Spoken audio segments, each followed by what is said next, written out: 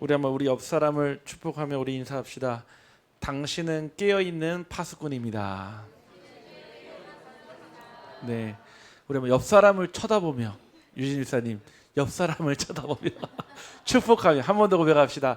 당신은 하나님 나라의 파수꾼입니다.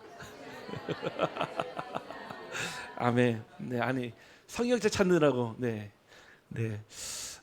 우리가요 하나님 나라의 파수꾼이 맞기 때문에 오늘 이 자리에 모여 있고 또 주의 은혜를 사모하는 줄 확신합니다. 이번 주 여러분들의 한 주간은 어떠셨나요? 아마 바쁘셨겠죠. 이리저리 또 일 때문에 또 사람을 만나고 또 사람을 만나서 또 해야 될 일도 있고 아마 정신없이 보냈을 줄 저는 압니다.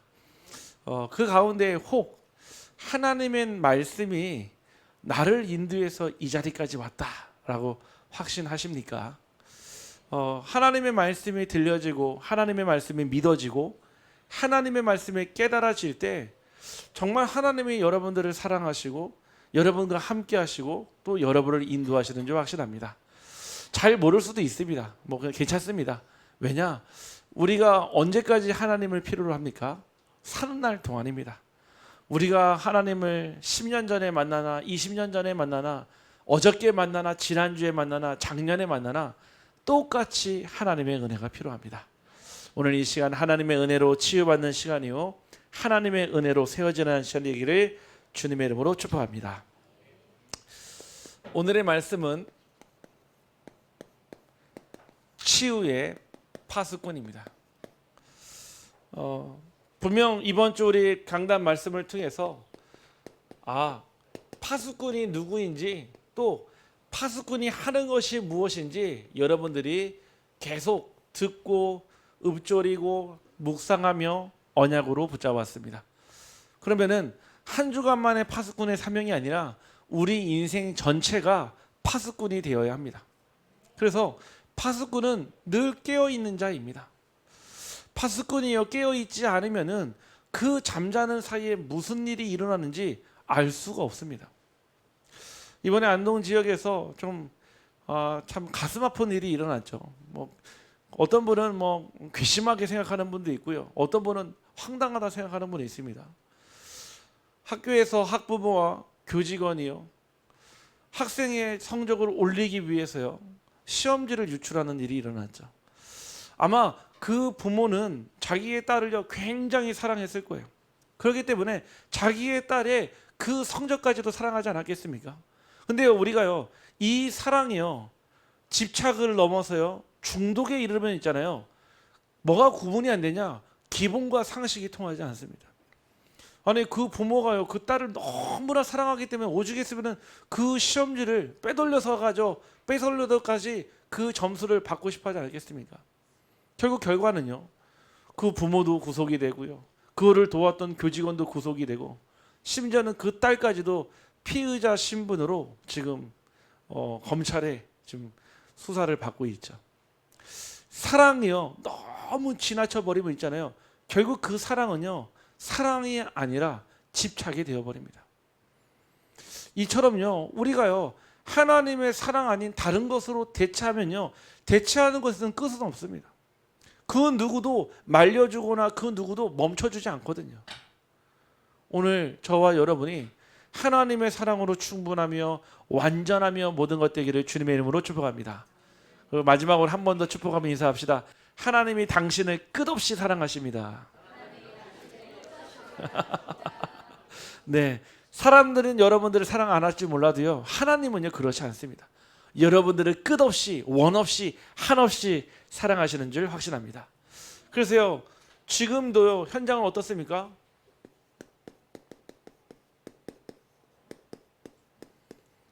많이 아픈 현장입니다. 오늘 우리 산업인 다락방 말씀에서는요 병들어 있는 현장이라고 그랬거든요. 아니 여러분들 병원에 가면 있잖아요. 아픈 사람이 있지 않습니까? 특별히요 응급실에 있으면요 진짜 많이 아픈 사람들이요. 어떤 사람은요 손가락이 잘려서 오고요. 어떤 사람은요 숨을 쉬지 못해서 오고요. 어떤 사람은요 원인 모를 병 때문에 고통당해서 오거든요. 눈에 보이는 질병을 가지고도 갈 수 있는 응급실이 있으니까 다행이죠. 마음이 병들고 영혼이 병들고 생각이 병들면 어디 가면 되겠습니까? 제가 아는 어떤 교수님은요 이런 얘기 하더라고요. 직장생활 열심히 하다가요 한계가 왔어요. 흔히 얘기하는 요즘에 이런 단어 아시죠? 번아웃이 왔다고 하잖아요. 네. 이 영어 단어는요 무슨 뜻이냐? 완전히 불타서요 재만 남은 상황을요 번아웃이라고 해요. 일을 열심히 하는데요 뭐가 왔냐? 번아웃이 온 거예요.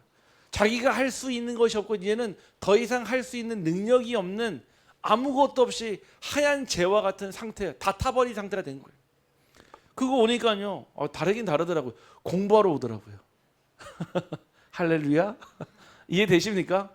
아니 연구원으로 있는데 그 번아웃이 왔으면 우리 생각에는요 저기 뭐 1년 동안 저 카리브해에 있는 어떤 섬에 들어가세요. 그냥 바다 보고 산 보고 하늘 보면서 힐링할 텐데 이분은요 카이스트에 다시 입학을 해가지고요 힐링하러 공부하러 오더라고요. 제가 보면서 다른 나라 다른 세계에서 오신 분 같다 생각이 들더라고요. 논문을 써가면서 힐링을 받고요. 도서관에서 24시간 책을 보면서 쉼을 얻더라고요. 네, 사람이요 저마다의 모습은 다르지만요 번아웃이 와요. 요즘에요 많은 사람들이 경험하고 있어요. 뭔가 능력이 있을 때는요 열심히 하는데요 그 능력의 한계치에 도달했을 때는요 거기에서요 마치요 이러고 있잖아요. 우리가 지금 전자기기가 잘 작동하고 있는데 코드 뽑으면 어떻게 되죠? 꺼져버리잖아요. 그런 상태가 되는 거예요. 마치 누가 갑자기요 코드를 뽑아버리는 것처럼요 그냥요 그대로 모든 삶이 스탑돼 버리는 거예요. 어디 가면 되겠습니까? 지금도요 현장에는요 어떤 현장입니까? 병든 현장 속에 저와 여러분은 살아가고 있습니다. 우리 지지난주 금요기도에서 말씀 나눴던 것처럼 마음과 생각과 영혼이요 병들어 있는 현장에 살아가고 있어요. 그런데 사람들은 뭐 하고 있죠? 그 가운데서요 포장하고요 위장하고요 변장하고요. 진짜 여러분 주변에 행복한 사람 만나봤습니까? 여러분 주변에 정말 하나님 말고요 다른 이유로 다른 조건으로 정말 행복해서 야 나도 저 사람처럼 행복해지고 싶다 하는 분 계십니까? 제 주변은 없던데요. 늘 항상 어디에 있냐? 불안해하거나요 또는요 우울해하거든요. 뿐만 아니라요 그 문제 가운데서요 편안히 잠도 못 잡니다. 불면증에 시달리거나 인간관계에 피로에 지쳐 있어서요 너무 힘드니까요 나도 모르는 사이에요 내 인생을 포기하고 싶을 정도로 허무한 삶을 살아갑니다. 오늘 아까 오후에도 어떤 한 분을 만났어요. 만났는데 저한테 이 얘기를 하더라고요. 오늘 아침에요 집에서 딱 일어났는데요 이렇게 비가 쭉 내리는데 마음에 갑자기요 울적한 게 아니에요. 우울한 마음이 확 사로잡히면서요 자기도 숨을 쉬고 싶은데 숨을 쉬지 못할 정도로 순간에 그 압박을 느꼈다는 거예요. 그래서 제가 사역 중이어서요 그 다음 타임이 있는데도요 전화 오셨어요. 목사님 혹시 잠깐 만날 수 있습니까? 그래서 혹시 제가 사역 끝나고 가도 되겠습니까? 아니요 목사님 지금이요. 내가 지금 숨 쉬지 못할 것 같아요 그러더라고요. 그래서 제가 그 다음 우리 있는 장소에 부탁을 드리고 빨리 갔다 왔어요. 가 있어도 잠깐 얘기하는데도요 전화가요 수십 통이 오는 거예요. 계속. 제가 옆에서 보면서요 제가 물어봤어요. 같은 분입니까? 아니요. 다른 분이요 계속 전화가 오는 거예요. 사람을 가만 놔두질 않아. 계속 전화가 오는 거예요. 뭐 어떤 이유든 어떤 문제든요 피로감을 넘어서요 인간관계의 한계를 다다랐고요 인간관계의 허무함을 느끼니까요 연락할 곳이 없어서요 목사님께 연락드렸으면 그러더라고요. 제가 한 거 없어요. 그냥 그분 하는 얘기가 들어드리기만 했어요. 제가 드릴 답이 없더라고요. 하나님이 해결하셔야만 하는 상황이라 제가 드릴 답이 없어요. 들어드리기만 했어요. 1시간 동안. 사람은요 누구나요 불안하고 우울하고 불면에 시달릴 수 있는 잠깐 그럴 수 있어도요 끊임없이 반복해서 계속 내 삶이 오는 문제라면요, 빨리요 멈춰야 합니다. 안 그러면 있잖아요, 사람이요, 우리가 흔히 세상 말로 돈다고 그러잖아요. 그냥 도는 게 아니에요. 사람을요 궁지에다 계속 몰아넣고요, 끊임없이 반복되는 문제를 막 하잖아요. 나도 모르는 사이에 이성의 끈을 놓아버려요. 나도 모르는 사이에요, 내 흔히 그러죠, 정신줄을 놓아버립니다. 그때 사고가 일어나는 거예요. 그때 사건이 벌어지는 겁니다. 아니, 정상적인 사람이요, 정상적인 사람을 칼로 찌를 수 있을 것 같습니까? 불가능해요. 무엇인가 분노와 무엇인가 내가 해결할 수 없는 그 한계치에 도달했을 때, 번아웃 됐을 때, 그때 사건이 일어날 수 있는 거예요. 이미요 병들어 있는 그 현장에 사람들은요, 증상으로는요, 나도 모르는 사이 어디선가 집착해요. 돈에 집착하든요, 사람에 집착하든요, 사람의 사랑에 집착하든요, 사람은요 어딘가에 자꾸요 이 영혼의 병든 현장에 치유받지 못하면요 자꾸 어딘가에 집착해요. 근데 그게 병들어 있는지도 몰라요.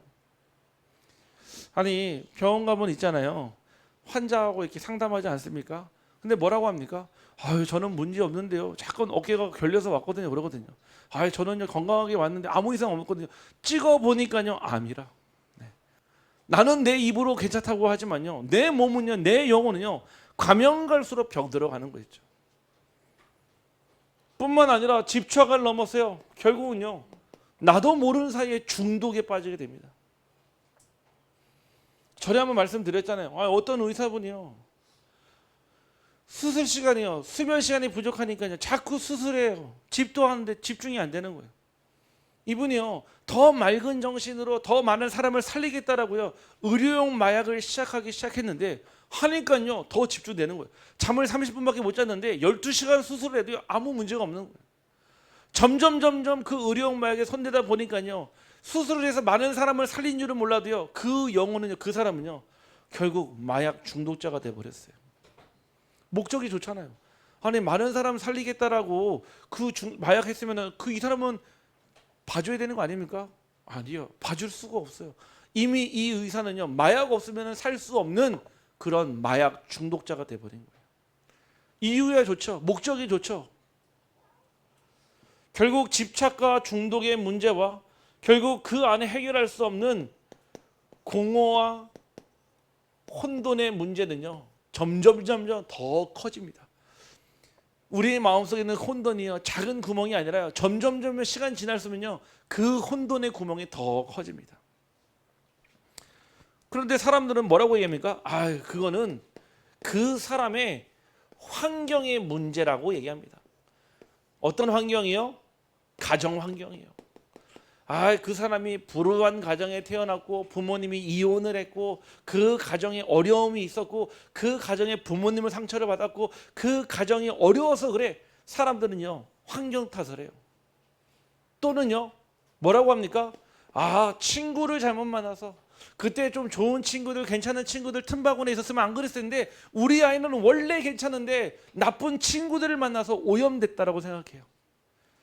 또는요 사회 환경을 탓합니다. 오죽하면 내가 원래 이런 문제가 없었었는데 이 사회가 거꾸로 가고 잘못되고 있기 때문에 내게 문제가 있다라는 거예요.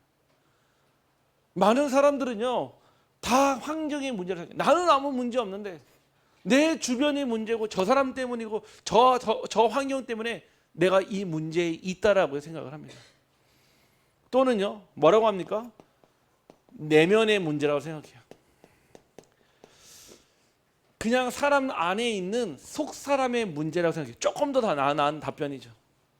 그냥 그 사람 안에 좀 문제가 있고 그 사람 내면에 좀 무너진 게 있는 것이 사회와는 아무 문제가 없는 거야. 내면의 문제만 치유하면 돼. 그래서 뭐가 유행합니까? 끊임없이요 기운동, 더 정확하게는요 명상운동 많이 합니다. 제가 아는 분도요 이거 해요. 이거 하면 있잖아요, 그렇게 마음이 가뿐하대요. 막 한 주간요 인간관계 피로와 우울하고 불안하고 막 불면증, 막 피로에 시달렸던 게요 다 합니다. 뭐 하죠? 요가라는 거는요 행위로서의 모습만 요가가 있는 게 아니에요. 더 중요한 거는요 그 정신과 몸이요 자기 수준을 벗어나게 만드는 게요 요가예요. 사실은 결국 사람들이요 끊임없이 뭐합니까? 기운동하죠, 명상운동하죠 하면서 내면의 문제를 치유받으려고 하지만은 결국 이렇게 결론해요. 세상에 그 누구도 나를 위로할 사람 없다. 누가요? 내 자신이 나를 위로해야 된다라고 결론에 도달합니다. 그래서 명상이나 기운동의 마지막 끝은 뭐죠? 접신의 단계예요. 결국 내 안에 있는 다른 존재와의 그 접신을 통해서요 나를 초월할 수 있다고 생각합니다. 그런 존재로 살아간다 합니다. 사람들은요 환경과 내면의 문제라고 얘기하면서요 그 문제의 답을 접근을 합니다. 결국 이 현장은요 어떤 현장입니까? 바로 복음이 부재한 현장입니다.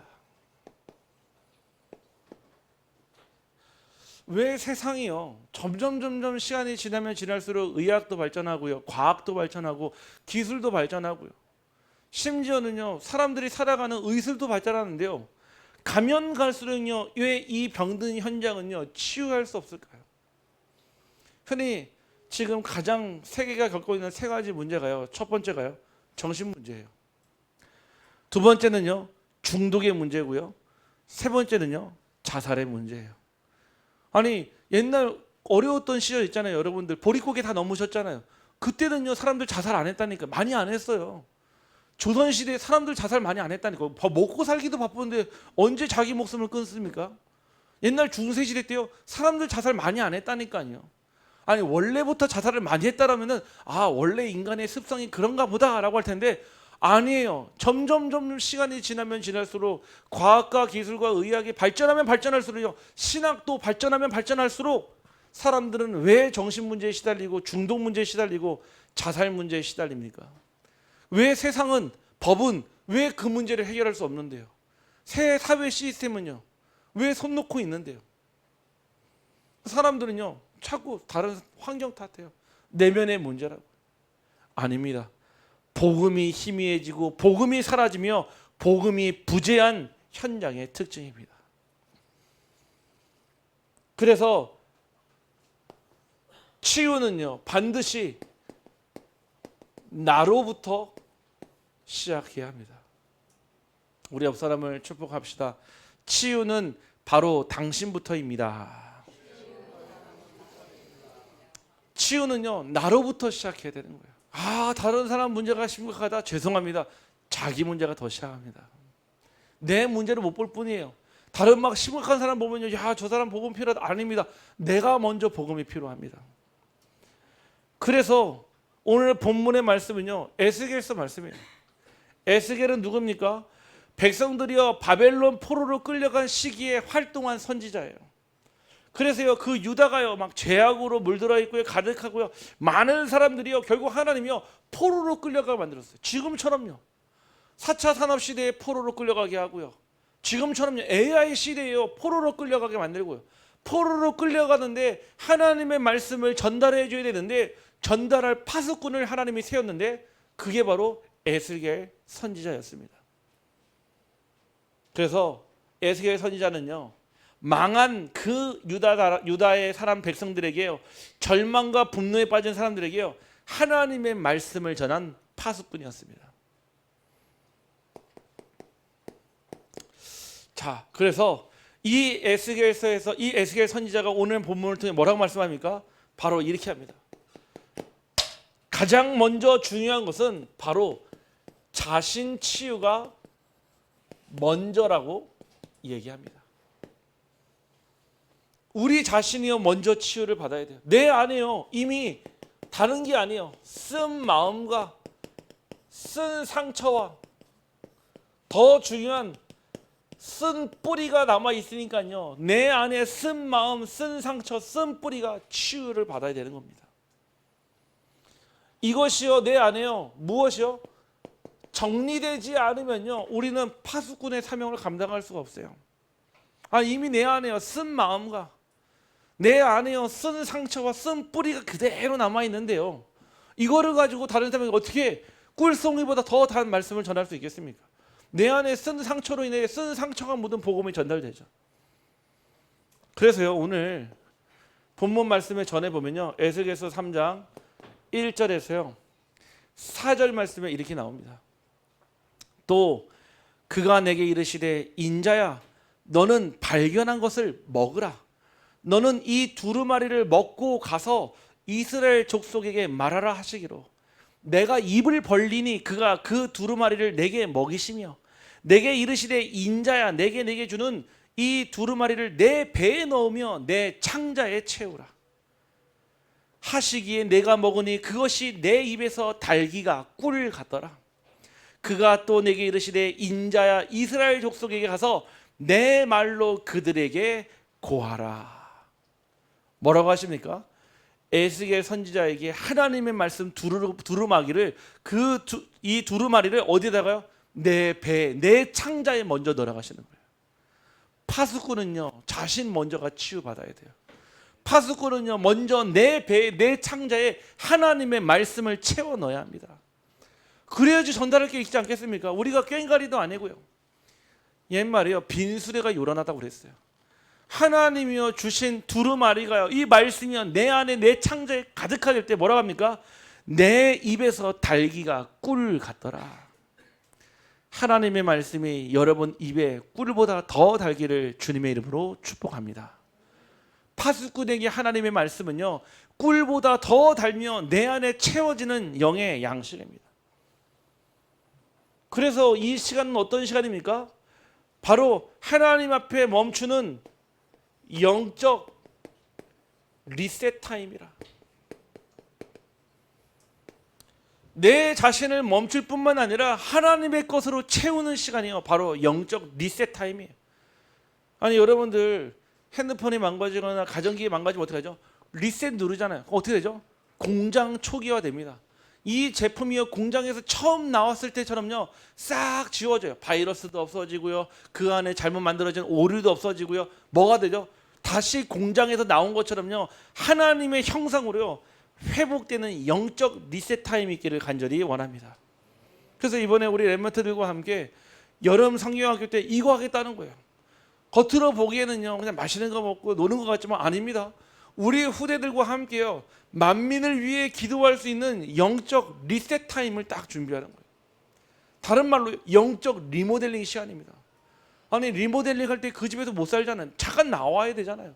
그래야죠 벽지도 뜯어내고요 장판도 뜯어내고요 마루도 철거하고요 페인트 칠도 하고요 미장도 새로 하고요 전등도 새로 달고요 목공도 새로 작업하고요. 왜요?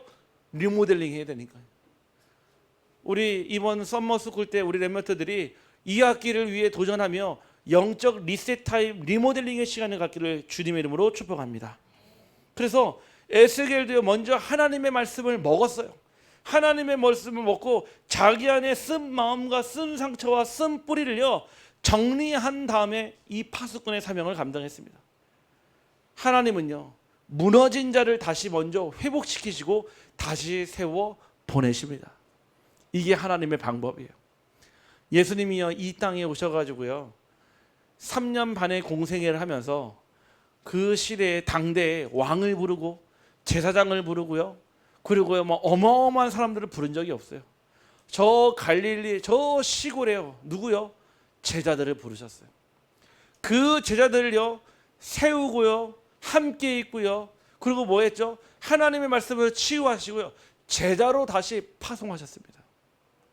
이처럼요 하나님은요 지금도요 누구를 부릅니까? 의인을 부르지 않습니까? 죄인을 부릅니다. 병든 자를 부르시고요 하나님의 말씀으로 답을 주고 채운 다음에 우리를 파수꾼으로 부르신 줄 확실합니다. 그래서 우리에게는요 무엇이요? 바로 말씀은 나를 살리는 생명의 약입니다. 하나님의 말씀은요 나를 살리는 생명의 약이에요. 아니 여러분들이요 옛날에 그랬잖아요. 배 아프다고 해도요 빨간 약 발라주고요 머리 아프다고 해도 빨간 약 발라주고요 그게 군대에서 그러거든요. 군대에 가면은 군의관이 있지만요 가끔 그 부대까지는 없어 의무병이 있어요. 제가 저희 의무병을 딱 보니까요 얘가요 명이라 명이 아니요 다 환자 오면 있잖아요 약을 딱 보는데 너는 딱 나중에 제가 숙소 가서 보니까 그냥 똑같아. 뭐냐 펜잘. 머리 아파도 펜잘, 배 아파도 펜잘, 다리 아파도 펜잘. 그냥 진통제만 주는 거예요. 진통제만. 왜? 자기가 해줄 수 있는 게 없으니까요. 우리의 영혼의 생명을 살리는 약이 바로 하나님의 말씀입니다. 그래서 말씀을요 들어야 돼요. 말씀을 믿어야 되고 말씀을 깨달아줘야 됩니다. 그러면요 무엇이 나옵니까? 그 가운데서 내 자신을 치유하라고 하는데, 아니 그건 도대체 목사님, 아니 치유 방법이 무엇입니까? 되게 애매모호해요. 아니 치유 받으란 말은 하는데 정확하게 어떻게 치유를 받아야 하는지 방법을 모릅니다. 그래서 오늘 제가 간단하게 정리해 말씀을 드릴게요. 자, 첫 번째, 여러분들 병원을 생각하세요. 병원에 가가지고 내가 몸이 안 좋아요, 아픈 데가 있어요. 그럼 의사를 만나서 뭐 하죠? 의사가 여러분들의 병의 그 상황과 통증 부위와 또 검사를 통해서 뭐 하죠? 진단을 합니다. 가장 먼저는요, 내가요 영적 진단이 먼저 돼야 돼요. 아니 이 문제가 도대체 어떤 문제인지는 알아야 되잖아요. 영적으로 진단이 안 되니까요, 이 문제가 간헐적으로 드러나는지, 아니 이 문제가 반복적으로 드러나는지, 왜 이 문제가 드러났다가 사라졌다가 왜 다시 또 생겼다가 왜 또 이렇게 사로잡혔다가 왜 시달리는지 이유를 모르잖아요. 결국 진단, 영적 진단은요 인정하는 단계입니다. 바로 치유와 회복의 첫 걸음이며 숨기지 않고 내 상태를요 그대로 하나님 앞에 인정하는 시간이 바로 진단이에요. 내 상태를요 의사에게 보이지 않으면 있잖아요, 의사는요 헛다리를 짚을 수밖에 없어요. 아니 여러분들이 상세하게 어디가 아픈지, 언제 아픈지, 또 증상은 어떤지 상세하게 의사에게 왜 설명합니까? 그래야지 의사가요 정확하게 진단을 하고 진단명을 알려주잖아요. 내 영적인 상태가요 그대로 인정이 돼야 돼요. 내가 인정 안 하면 있잖아요, 어떻게 합니까? 사람들은요 다 이렇게 해요. 내 생각을 가지고 내 방법대로 치유하려고 합니다.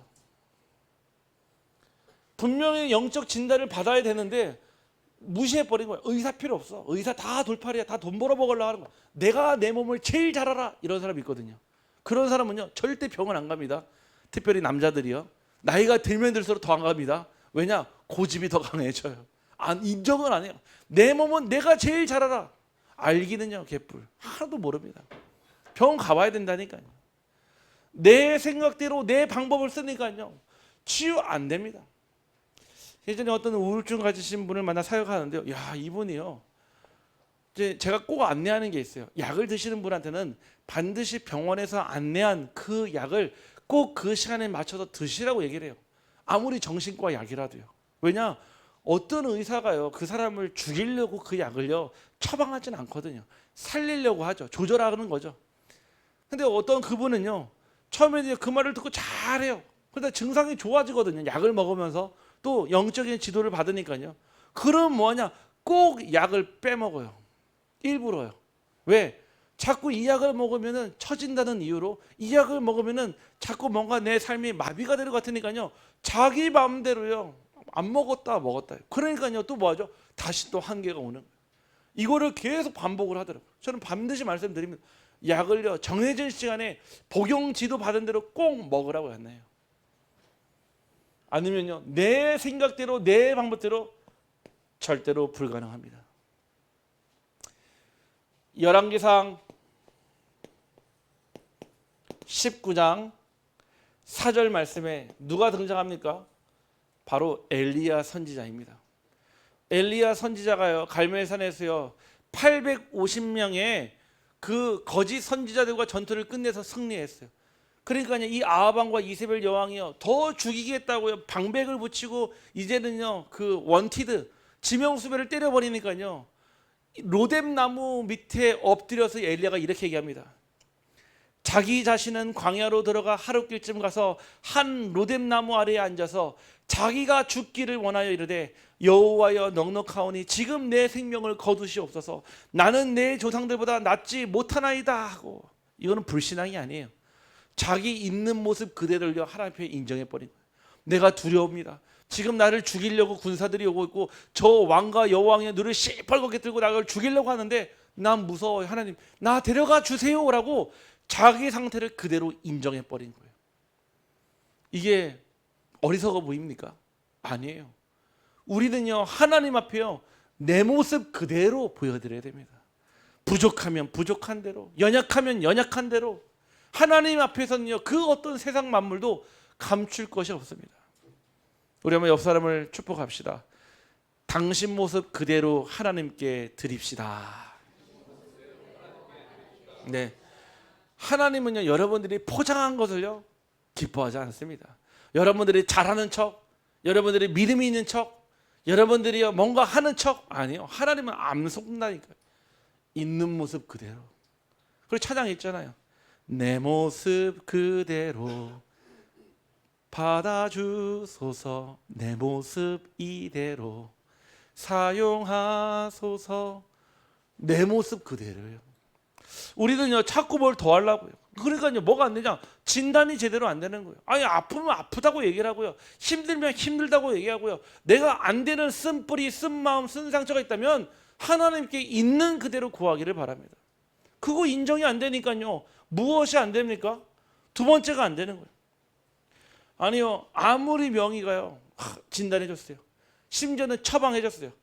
그런데 내가 그 약을요 먹지 않으면 있잖아요 그 병이요 낫지를 않아요. 다른 말로요 수용입니다. 수용. 내가 받아들여야 돼요. 내가 정말 듣기 싫어도요 맞는 말이라면요 들어야 돼요. 성경에 보면요 이 다윗이 막 도망가니까요 누구요? 시므이를 통해서요 비난을 만들어야 하거든요. 시므이를 통해서요. 그러니까요 방당요 다윗의 그 장군들이 죽이려고 하니까 죽이지 말라고 그러잖아요. 왜냐? 하나님의 음성으로 들어버린 거예요. 우리가요 쓴 약이든요 아니면요 단약이든요 내게 주신 약이 맞다면 내가 먹을 때 치유가 되는 거예요. 내가 받아들이지 않으면요 그 말씀은요 나하고 평생 상관이 없습니다. 하나님이 내게 주신 말씀이 맞다면 쓰더라도 삼켜서 내 것으로 바꾸기를 간절히 소원합니다. 하나님의 말씀은요 늘 달기만 한 게 아니에요. 때로는요 나를 찌르는 칼 같아요. 때로는요 내 마음을 후벼 파는 그런 정말 찌르는 그 아픈 칼이 되기도 합니다. 그런데요 히브리서 4장 12절 말씀에 하나님의 말씀은 날쌘 어떤 검보다도 예리해 우리의 영과 혼과 관절 및 골수를 찔러 쪼갠다고 그랬어요. 하나님의 말씀이 내 안에 들어온 순간요 그때부터요 치유의 응답이 시작됩니다. 인정하는 순간, 받아들이는 순간 그때부터 내 안에 치유의 역사가 일어납니다. 말씀이요 내 안에 들어올 때요 그때부터요 생각이 변화돼요. 하나님의 말씀이 내 안에 들어올 때부터요 그때부터요 내 마음이요 변하기 시작합니다. 하나님의 말씀이 들어오지 않으면요 이 생각과 마음은요 절대 무너지지 않는 열이고요 갈라지지 않는 요단강이며 갈라질 수 없는 홍해입니다. 그래서 말씀은 들어야 돼요. 로마서 10장 17절 말씀에 믿음은 들음에서 나며 들음은 그리스도의 말씀이라고 했습니다. 그 말씀이 내 안에 담겨야 돼요.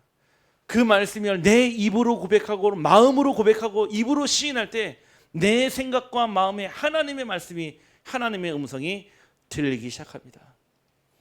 그래서 시편 107편 20절 말씀이에요.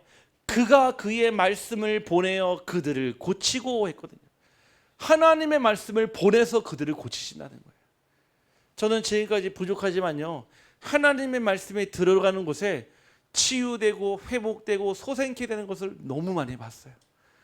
그 전에는요 절대 안 되고요 절대 불가능했는데 하나님의 말씀이 흘러 들어간 모든 곳은요 살아나더라고요. 이번에 우리 막 산불 났잖아요. 막 산불 나가지고 막 정신없이 보내지 않았습니까? 전반기를요. 지금은요 보니까요 지나갈 때 보니까 그 산불에요 나무가 막 나기 시작해요. 분명히 나무는 다 타서요 다 앙상한 가지만 남는데 그 밑에서 그 이번에 어떤 다큐멘터리를 봤는데요 참 신기하죠. 탔는데 이 불이요 가지를 태우고 잎은 다 태웠는데 뭐를 못 태우냐? 뿌리를 못 태워요. 뿌리를. 그러니까요, 이 뿌리는 살아남기 위해서 뭐죠? 뿌리에서요 가지를 직접 올려버리는 거죠. 뿌리에서요 죽은 가지는요 글로 생명을 영양분을 보내지 않고요 새로운 가지를 열어가지고 그 가지로 잎을 만들더라고요. 야, 제가 보면서 참 생명의 신비가 놀랍더라고요. 아니 막 다 탔고요, 불 타가지고 냄새 나는데 그 뿌리는 살아 있으니까요 새로운 생명을 싹 틔우더라고요. 우리 안에 하나님의 말씀이 아무리 문제 많고 정말로 위기 있고 갈등이고 아무것도 없는 땅일지라도 우리의 깊은 뿌리의 말씀에 생명이 살아날 줄 확신합니다. 그러면서요, 아니 여러분들이요 딱 중요한 질병이에요. 그리고 얘기합니다. 식습관을 바꾸라고 그러고요, 또 운동도 하라고 그러고요 얘기하거든요. 아까 아침에 잠깐 신장암 얘기를 했는데 그분이 그런 얘기를 하더라고요. 특별히 신장에 문제 있는 사람들은 운동으로도 해결이 안 된대요. 신장은요 사실은. 그래서 신장에 문제가 오면요 제일 많이 느끼는 게 뭐냐, 무력감, 피곤함, 그게 따라온다는 거예요. 그래서 반드시 수술 끝나고 이 의사가, 명의가 뭐라고 얘기하냐, 운동으로는 불가능합니다. 한계가 있습니다. 뭐라고 하냐, 지금에 있는 체중을 꾸준히 유지하십시오라고 얘기한대요. 그게 방법이라는 거예요. 그 똑같은 체중을 유지하는 게 얼마나, 빠지는 것도 조심해야 돼요. 늘어나는 것도 조심하고요. 그게 제가 보면서 리듬 아니겠냐. 여러분들의 영적 긴장을 가지고요 하나님의 말씀이요 차고 넘치도록 늘 항상 그 상태를 유지하는 힘이 필요합니다. 말씀 받고 잠깐 은혜는 받아요. 아드레날린이 잠깐 분비는데요, 근데 오랫동안 지속이 안 되면요 그것도요 지나가는 거예요. 우리가요 영적인 리듬이요 딱 생겨져야 됩니다. 그것이 무엇이냐, 세 번째, 바로 내 안에 재해석할 수 있는 힘이 있어야 돼요. 이거를 저는 초월이라고 말합니다. 나의 상처, 실패, 반복되는 중독까지 오직 예수 그리스도의 언약으로만 재해석되어야 됩니다. 다른 걸로 재해석하면 안 돼요. 오직 언약으로만, 그리스도로 재해석을 해요. 저 문제가, 저 중독이, 저 상처가 결국 그리스도를 만나는 과정이구나, 그리스도를 만나게 하기 위해서 하나님이 허락하셨구나라고 인정이 되고요, 받아들여지고요, 재해석돼야지 초월이 가능합니다. 그래서 우리의 모든 것은요 어디를 통과해야 됩니까?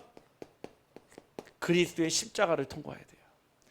여러분들의 가정, 여러분들의 후대, 여러분들의 경제, 여러분들의 미래, 노후, 은퇴, 후대, 작품, 유산 다 십자가를 통과해야 돼요. 십자가를 통과하지 않은 그것은요 결국은요 쓸모없는 땅이 돼버려요. 여러분들의 후대가 십자가를 통과해야 되고요, 여러분들의 경제가요 지금까지는 먹고 살기 위한 경제일지 몰라도요 십자가를 통과하는 그 순간요 그 언약은요 빛의 경제로 내게 다가옵니다. 그래서 치유는요 다른 게 아니에요. 결국 모든 것을 십자가를 통과시켜야 돼요. 예전에 우리가 코로나 시대 때 막 기억하십니까? 잘 기억해 보세요. 막 어디 갈 때마다 막 손세정제, 어디 갈 때마다 마스크 꼭 써야 되고요. 그렇잖아요. 아니 그 습관 버리는데도 꽤 오래 시간 걸려요. 지금은 이제 마스크 안 쓰고 있는 게 어색하지 않은데, 옛날에는 마스크 안 쓰고 있는 사람 보면요 괜히 막 그 사람한테 막 질병이 있는 것 같고 병균 있는 것 같고요, 그게 더 어색했거든요. 마스크 안 쓰는 만 봐도요 야 입 막어 막 그랬잖아요. 지금 안 쓰는 게 당연한 건데, 우리가요 내 삶에 십자가를 통과하지 못한 게 뭐가 있는지 한번 잘 생각해 보세요. 십자가를 통과했다는 얘기는요 요한복음 19장 30절 다 맡기는 건데 아직 맡기지 못한 게 뭔지 잘 찾아보세요. 혹여 내가 아직 하나님께 맡기지 못한 게 뭐가 있는지. 분명히 다 끝났다고 했는데, 다 이루었다고 했는데 아직 끝나지 않은 거에 무엇이 있는지요 찾아보세요. 그리고 반드시 그 십자가를 통과하기를 주님의 이름으로 축복합니다. 이사야서 53장 5절 말씀에 그가 채찍을 맞음으로 우리가 나음을 받았도다. 채찍하고 나음은요 절대로 연관될 수가 없어요. 그리스도가 채찍을 맞음으로 십자가를 통과함으로 우리가 나음을 받았습니다. 그래서 십자가를 통과해야 되는 거예요. 십자가를 통과하지 않으면요 온전한 치유가 안 된다니까요. 그래봤자 증상 치유예요, 현상 치유예요, 근원 치유가 되지 않습니다. 이 작은 부분까지도 그리스도께서 이것까지도 대신 끝내줬구나. 이게 믿어져야 돼요. 그리고 네 번째 단계는요, 결국 선포해야 되는 단계가 옵니다. 치유는요, 마음의 상태를 넘어 정체성 회복과 삶의 방향 전환으로 이어집니다. 치유는 우리의 삶에요, 실패되고 반복되는 모든 문제를 바꾸는데 정체성 회복과 삶의 방향이요, 하나님이 원하시는 방향으로요 딱 전환이 됩니다. 이때부터가 시작인 거예요. 여러분의 삶에 이런 마디마디가 있어요. 하나님이 여러분의 자꾸 사인을 보내거든요. 잘 모를 때는요, 작은 문제를 통해요. 점점 반복되는 문제가 있으면 하나님이 자꾸 큰 문제를 통해서요, 여러분들에게 깨닫게 해요. 이유를 모르게 되거든요. 왜 내가 누구인지 모르고 무엇을 해야 되는지 모르니까요, 어쩔 수 없이 항상요, 내 방향이, 나는 열심히 잘 가는데 내 생각대로 내 방법대로 최선을 다하는데 하나님과는요 반대 방향으로 가고 있는 거예요. 그래서 여러분들이요, 이 선포가 되어야 됩니다. 뭐라고요? 고린도후서 5장 17절에 언약이 선포돼요. 그리스도 안에 있으면 새로운 피조물이라. 우리 한번 옆 사람을 축복합시다. 당신은 하나님의 새로운 피조물입니다. 어제의 나는 잊어주세요. 잊을 수가 없겠죠. 왜요? 주고받은 상처가 있으니까. 어제의 나는 잊으면 되는데 절대 잊지를 못해요. 우리가 꼭 그렇잖아요. 뭐 저희 집에서 그렇다는 얘기가 아닙니다. 꼭 싸우면 꼭 그 10년 전에 그 실수했던 거 다시 또 끄집어서 또 얘기하잖아요. 그때 당신이 이 얘기해서 내가 얼마나 서운했는데, 아니 제발 좀 끝내지. 그때 그 상처를 굳이 또 건드려가지고 흙탕물을 다시 또 막 쫙 뿌옇게 만들잖아요. 어제의 나는 끝났어요. 그 얘기는요, 모른 척해라, 그냥 얼굴에 철판 깔아라, 이 뜻이 아니에요. 우리는요, 새로운 피조물로 날마다 하나님의 새 은혜로 살아가는 줄 확신합니다. 그게 하나님의 자녀예요. 우리가 20년 전에 구원받은 그 구원의 감격 감사를요 우려먹는 게 아니에요. 우리가 옛날 그 어렸을 때 받았던 구원을 가지고 지금도 막 우려가지고요 지금도 먹는 게 아니라 매일 새로운 피조물에 새로운 은혜, 새로운 응답이 있기를 간절히 소원합니다. 예전에 제가 공원에서 전도를 하는데요, 어떤 분의 복음을 전하니까요, 자기의 그는 구원의 확신이 있다는 거예요. 대단하십니다. 17년 전에 위암 수술을 했는데 그때 하나님이 나를 살려주셨습니다. 제가 물어봤어요. 그 이후에는요? 그 이후에 뭐요? 그러더라고요. 아니 그 이후에 뭐 받은 응답 없으니까, 아니 그때 살려주셨잖아요. 나를 구원하신 예수님이요, 그 수술 때 17년 전에 그대로 머물러 있는 거예요. 그 나를 구원하신 하나님이 나를 살려줬다면 살려준 이유가 있지 않겠습니까? 다른 사람을 살리는 그 증거요, 망대요, 하나님이 나에게 주시는 그 간증을 가지고 많은 사람들을 주께로 돌아오는 치유의 증인 되는 것, 그게 여러분들에게 응답을 주시고 회복시켜 주시고 소생케 된 이유인 줄 확신합니다. 우리는 매일매일 새 은혜가 필요해요. 아니 여러분들 밥도요 매일매일 짓잖아요. 여러분들 밥을 일주일치 다 져놓고 먹으면 되잖아요. 안 먹는 이거 뭡니까? 냄새 나잖아요. 맛 없잖아요. 아니 우리 밥도요 맨날 해 먹는데 왜 은혜는요 새 은혜가 안 필요합니까? 매일매일이에요, 매일매일. 자, 그래서 세 가지가 우리 인생의 고백이 되어야 됩니다. 따라합시다. 나는 하나님의 자녀입니다. 요한복음 1장 12절 말씀이에요. 영접하는 자, 곧 그 이름을 믿는 자들에게 하나님의 자녀가 되는 권세를 주셨으니, 말씀에 근거해서요, 나는 하나님의 자녀예요. 누가 뭐래도, 비웃어도, 조롱해도, 인정 안 해도 나는 하나님의 자녀 맞습니다. 자, 두 번째 따라합시다. 나는 모든 죄에서 해방받았습니다. 로마서 8장 2절이에요. 죄와 사망의 법에서 생명과 성령의 법으로 여러분들의 법적으로 신분을 바꿔놓으셨어요. 법적으로 바뀌어 있으면 그 누가 따집니까? 아니 세상은요 법이 중요합니다. 법대로 가자고 하지 않습니까? 우리는 법으로 신분이 바뀌었어요. 자, 따라합시다. 나는 세상을 살릴 자입니다. 내가 살리는 게 아니에요. 하나님이 내게 능력 주시는 거예요. 마태복음 28장 18절에서 20절. 너는 가라 그랬어요. 어디로요? 온 유대와 사마리아 땅끝까지 뭐라고요? 아버지와 아들과 성령의 이름으로 세례를 베풀고 가르쳐 분부한 모든 것을 지키게 하라. 볼지어다 내가 세상 끝날까지 너희와 항상 함께 있으리라 하시니라. 우리는 언약의 근거에서 언약을 딱 붙잡아야 돼요. 아, 그렇지. 나는 하나님의 자녀. 아, 나는 모든 죄에서 해방받은 하나님의 자녀. 나는 세상 살릴 능력은 없지만 하나님이 나를 그런 신분으로 부르셨고 그 능력 주시는 세계복음화의 제자로 부르셨습니다. 자, 그래서 치유 방법, 진단, 투약, 재해석, 선포. 아시겠죠? 일단 빨리 인정 안 된 분은 인정부터 하세요. 인정할 때 시작이 돼요. 치료하려면 있잖아요. 아, 맞아요. 제가요 잘못된 식습관으로 아니면 제가 가지고 있는 문제로요 그 병에 걸린 게 맞아요. 인정이 돼야죠. 치료가 돼. 인정 안 하면요 치료 시작할 수 없어요. 왜 수술할 때요 환자 보호자 동의서 받는 줄 아십니까? 그 수술에 의해서 내가 치료를 받겠다라는 동의서예요. 내가 인정하지 않으면요 그 수술 진행이 동의서 안 내면요 수술 진행이 안 된다니까요. 내가요 그 약을요 먹어야 돼요.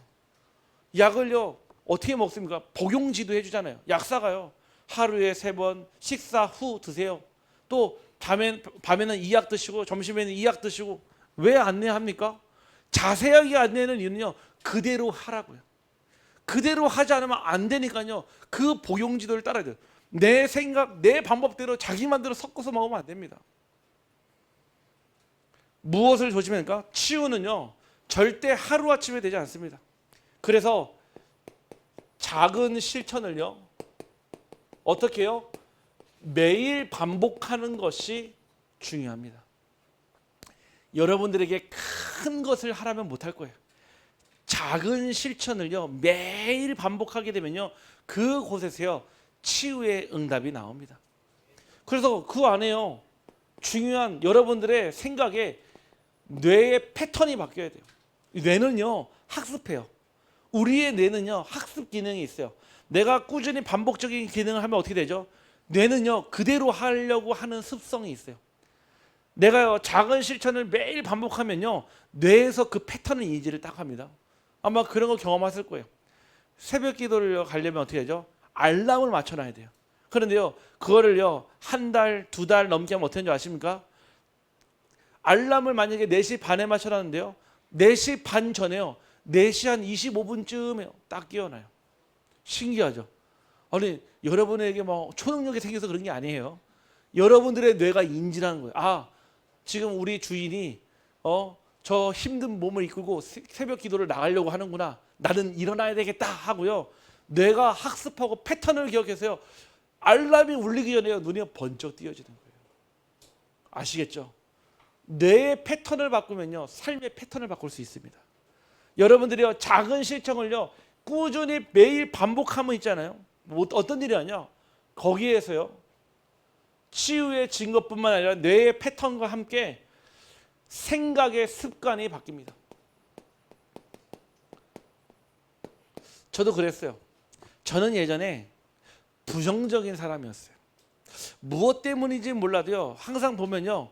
그냥 있는 그대로 받아들여주면 되는데 아 뭔가 꿍꿍이가 있을 거야. 이런 생각이 딱 들더라고요. 그러다 보니까요. 뭐가 안 되냐면은 사람 관계가 안 되는 거예요. 왜? 자꾸 그냥 있는 모습 그대로 받아주면 되는데 그 사람 뒤에 뭔가 꿍꿍이가 있다 생각하니까 그 사람을 100% 신뢰할 수가 없는 거예요. 그리고 뭐 하죠? 의심의 눈으로 쳐다보는 거예요. 우리 영기 집사님을요. 딱 쳐다보는 거예요. 오늘 왜 왔을까? 나한테 원하는 게 무엇일까? 네. 사람은 어쩔 수 없어요. 제가 그랬어요. 그러다 보니까요. 저도 모르는 사이에 언어가요. 부정적인 언어만 사용해요. 뭐 하면요. 에이 안 될 거야. 내가 해봤는데 그거 안 돼. 인정을 안 해준다니까요. 부정적 생각의 패턴이요. 부정적 언어와 부정적 행동까지 가요. 사실은요. 그런데요. 이것도요. 바꿀 수 있더라고요. 하나님이 은혜 주시고 조금씩 믿음이 생기니까요. 작은 실천을요. 매일 반복하니까요. 제 뇌의 패턴이 바뀌었어요. 지금은요. 너무 있는 모습 그대로 받아들여요. 그 좀 뒷생각도 좀 해야 되는데 너무 있는 모습 그대로 받아들여요. 왜요? 그것만 보여요. 감사하죠. 그것도. 이제는요 제가 착한 일을 해야 되겠다 아니에요. 착한 일을 하고 있더라고요. 왠지 아십니까? 패턴이 바뀌어버리는 거예요. 복음 때문에. 내 얼굴에 면을 깎이기 때문이 아니에요.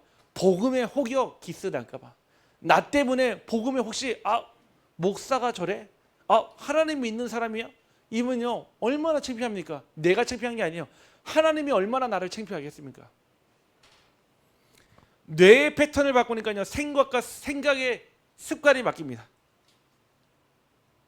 그러면서요 제일 중요한 영적 리듬이 바뀌어요. 영적 리듬이요. 리듬은요 우리 박자 아시죠? 4분의 1박자, 4분의 3박자, 4분의 4박자. 그 박자대로 곡이 연주될 때 그 작곡가가 원하는 대로의 곡이 나와요. 하나님이 우리 인생에 만들어 온 영적 리듬이 있어요. 그것이요 393의 기도고요. 그게요 777 망대예요. 하나님이 우리 인생에 리듬을 주셔서 그 리듬대로 될 때 하나님이 원하시는 응답이 나오는데 이 영적 리듬을 회복하게 돼요. 이제는 기도하는 게 어색하지 않고요. 혼자 있는 시간에 말씀 보는 게 전혀 어색하지 않고요. 예배 시간에 기쁨을 얻고 그 전도하는 게요 전혀 부끄럽지 않아요. 어떤 분은 그러더라고요. 이게 복음은 알겠는데 너무 좋은데 말로 전달하는 게 너무 어렵다는 거예요. 그렇죠. 근데 그것도요 작은 실천을 매일 반복해서 패턴을 바꾸면요 생각이 변해요. 제가 아는 어떤 한 분도 계세요. 네, 그 장로님은요 부끄러움이 없어요. 원래 있겠죠. 근데요 그 부끄러움을 초월해 버렸어요. 그러니까요 제전에 식사하러 딱 갔는데요 우리가 흔히 종업원한테는 복음 안 전하잖아요. 그 서빙하는 잠시 찰나 1분 2분에 복음을 전하는데 저도 모르게 고개가 숙여지더라고요. 왜? 우리가 종업원한테 복음 전하지 않잖아요. 그런데 놀라운 거는요 그 종업원이요 그 자리에서 복음을 받고요 하나님의 자녀가 됐어요. 심지어는요 그 뒤 사역까지 연결돼 가지고 군 현장에 입대하는 친구였는데요 그 사역 현장까지도 연결이 됐어요. 누구냐? 한전전 장로님 얘기예요. 그래서 제가 가끔씩 갈 때 거리를 좀 뛰어서 갑니다. 네, 장로님이 부끄러운 게 아니라 아직 제가 치유받지 못한 게 있어서 그렇겠죠. 처음부터 그랬던 게 아니에요. 군 현장에서요 3,000명, 4,000명 병사들을요 매주마다 신병들이 올 때마다요 15년 넘게요 이 복음을 전하다 보니까요 뭐가 사라졌습니까? 복음에 대한 뭔가 불편함과 복음을 전하는 것에 대한 부끄러움이 완전 사라져 버렸어요. 그거 사라지니까요 누구를 만나도 어디를 가도요 복음 전하는 게요 가장 편하고 가장 행복한 거예요. 우리가 착각하면 안 됩니다. 복음을 전하는 내가 불편한 게 어려운 게 아니에요. 복음을 전했을 때 그 사람이 상대방이 불편해한다 그거는요 배려해야 되지만요 복음 전하는 내가 불편한데 그거는 속는 거예요. 치유받아야 될 제목이에요. 바꿔야 될 생각이며 응답받아야 될 영적 리듬입니다. 때를 얻든지 못 얻든지 주 예수를 전파하라. 우리의 습관이 바꿔집니다. 이렇게 되니까요 결국 우리의 삶이 바뀌기 시작합니다. 그래서요 무엇이 바뀝니까? 치유의 루틴이 딱 생겨버려요. 이러니까요 건강한 사람은요 뭐하죠? 자기만의 삶의 루틴이 있잖아요. 아니요 우리 교회 나오시는 약사님이요 예전에 코로나 때도요 굉장히 힘들었고요 위암에 걸려가지고요 굉장히 어려움을 겪었어요. 근데 이분이 찾은 건강 회복의 루틴이 뭐였냐? 맨발 걷기였던 거예요. 맨발 걷기요. 지금도요 비 오는 날 눈 오는 날 제하거든요 매일 새벽이면은 그 안동 강변에요 항상 걷고 계세요. 그래서 가끔씩 권장로님 만나신다 하시더라. 매일 걸어요. 매일. 많이 걷는 게 중요한 게 아니라 적은 양이어도요 꾸준하게 하니까요 자기의 많은 치유가 왔다 고백하시더라고요. 아무래도 약사분이 얘기하시니까 어느 정도 신빙성이 있겠죠. 치유의 루틴이 딱 생겨버리니까요 그때부터는요 흑암이요 절대로 나를 건드리지 못하는 상태가 되는 거예요. 아시겠죠? 작은 실천이 매일 반복될 때 우리의 운명이 바뀝니다. 자, 결론입니다. 그래서 우리는 이 말씀을 듣고 살려야 될 사람인데 여러분들이요 이렇게 딱 생각해요. 나는 완전하지 않다. 인정이 돼야 돼요. 저도 그렇습니다.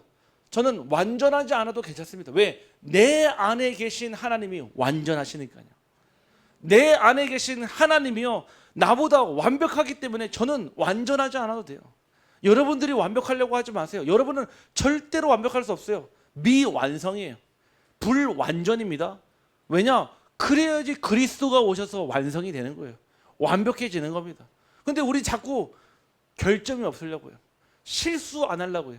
그 얘기는 일부러 실수하고 넘어지고 자빠져라는 얘기가 아니에요. 그래도 상관없다는 얘기예요. 내 안에 하나님이 계시기 때문에. 그래서요, 이 하나님 있는 곳, 하나님 주시는 말씀을 가지고 내가 서 있는 곳이요, 어딥니까? 바로 거기가 바로 영적 병동입니다. 내가 서 있는 곳이 살려야 될 영적 병동이라. 아니, 여러분들이요, 그 병동 속에 있어서 이 답이 있다면요, 여러분 다 병원에 입원해 보셨잖아요. 대부분 비슷한 질병을 가지고 입원해 있는데요, 뭐 얘기합니까? 아, 내가 이렇게 해서 나왔고 저렇게 해서 나왔고. 여러분들에게 치유의 증거가 있다면 그거 말하지 않겠습니까? 내가 있는 곳은 영적 병동이에요. 살려야 될 곳입니다. 그래서 누군가는요, 오늘 여러분들의 한마디 복음으로 살아납니다. 그 확신 가지세요. 여러분들이 복음의 고백, 복음의 선포가 누군가는 살리는 언약이 되고 말씀이 되고 희망이 됩니다. 누군가에게는요. 반대로요, 여러분들이 전하는 불신앙은요, 누군가를 죽이는 독이 되고요, 누군가를 상처에 빠지게 만들고요, 누구를요 걸림돌에 걸리게 만듭니다. 그래서 주님은 지금도 우리에게 물으십니다. 이 현장을 막아설 자가 누구냐? 여러분들이요, 이 파수꾼을 부르셨어요. 우리의 입에 말씀을 넣어주시고 우리로 하여금 영적 병동에서 그들을 영적으로 깨우치기를 원하십니다. 그래서 전도는 우리가 하는 게 아니에요. 하나님이 하시는 거예요. 우리는 어떤 치유를 받습니까? 작은 실천을요, 매일 반복할 때요, 내 안에요, 내 패턴과 생각의 습관과 영적 리듬이 바뀌니까요, 치유의 패턴이 딱 만들어지는 거예요. 그러면요, 뭐가 생기죠? 내 안에 영적 면역력이 딱 생겨요. 아, 이제는요, 작은 갈등이 흔들리지 않아요. 큰 갈등마다요, 잠깐은 흔들릴지언정 더 복음의 깊은 뿌리를 내립니다.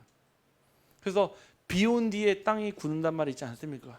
우리가 문제가 오니까 더 단단했다 이 얘기가 아니라, 문제로 하여금 더 그리스도로 확신을 가지고 증거를 가지고 하나님은 세우신다 이 뜻입니다. 우리 사랑하는 우리 모든 빛의 교회 성도님들이 이 치유의 파수꾼이 돼서 여러분의 삶의 모든 사람을 살리는 증인 되기를 주님의 이름으로 축복합니다. 하나님, 여호와의 영이 우리에게 임하셨으니 마음이 상한 자를 고쳐 주시옵소서. 마음이 병들고 생각이 병들고 영혼이 병들어 있는 이 시대, 이 세상에 우리를 먼저 깨어있는 파수꾼으로 부르셨사오니 생명의 답, 증거의 답, 그리고 하나님 주시는 언약의 답을 가지고 살리는 자의 축복 누리든 치유 사명자 파수꾼 되게 하여 주옵소서. 하나님, 우리 안에 작은 습관이, 정말로 작은 실천이 매일 반복되어질 때 생각의 습관이 변해지며 우리의 삶의 치유의 패턴이 만들어지는 것처럼 영적 리듬을 회복하는 응답을 허락하여 주옵소서. 우리 모든 빛의 교회 성도님들의 영과 혼과 육신을 치유하시며 살아계신 하나님께서 모든 가정과 경제와 후대의 주인 되어 주셔서 하나님께서 여시는 축복을 가지고 마음껏 그리스도를 자랑하는 언약의 파수꾼 되게 하여 주옵소서. 예수 그리스도의 이름으로 기도하옵나이다.